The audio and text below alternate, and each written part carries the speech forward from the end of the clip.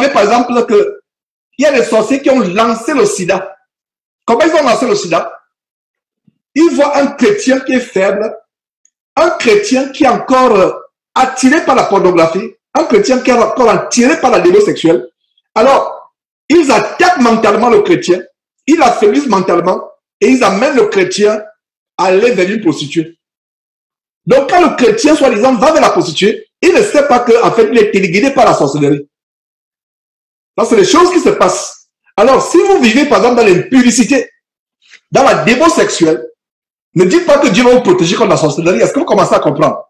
Un vrai chrétien ne peut pas succomber aux attaques de la sorcellerie. Un vrai chrétien ne peut pas être attaqué, ne peut pas être victorieux, ne peut pas être vaincu par les sorciers. Maintenant, si vous êtes le genre de chrétien qui s'amuse avec son salut, qui ne prend pas son salut au sérieux, un pied dans le monde, un pied à Christ, vous êtes un bon candidat à la sorcellerie. Donc, je reprends, est-ce qu'un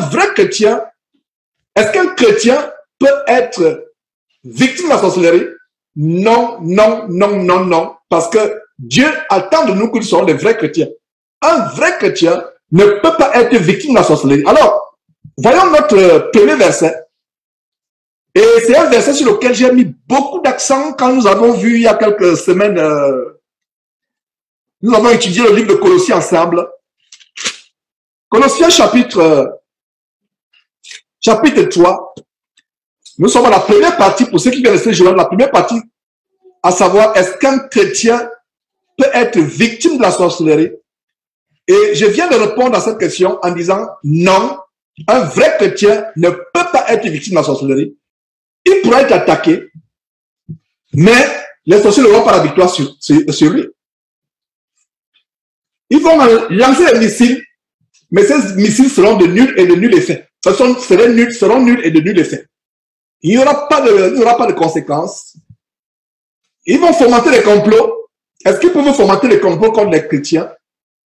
Ils vont fomenter les complots. Ils vont essayer d'amener votre photo chez les sorciers. Ils vont essayer de lancer les mauvais sorts. Ils vont essayer de bloquer vos finances, de bloquer votre travail, de détruire votre famille, détruire vos enfants, détruire votre couple. Mais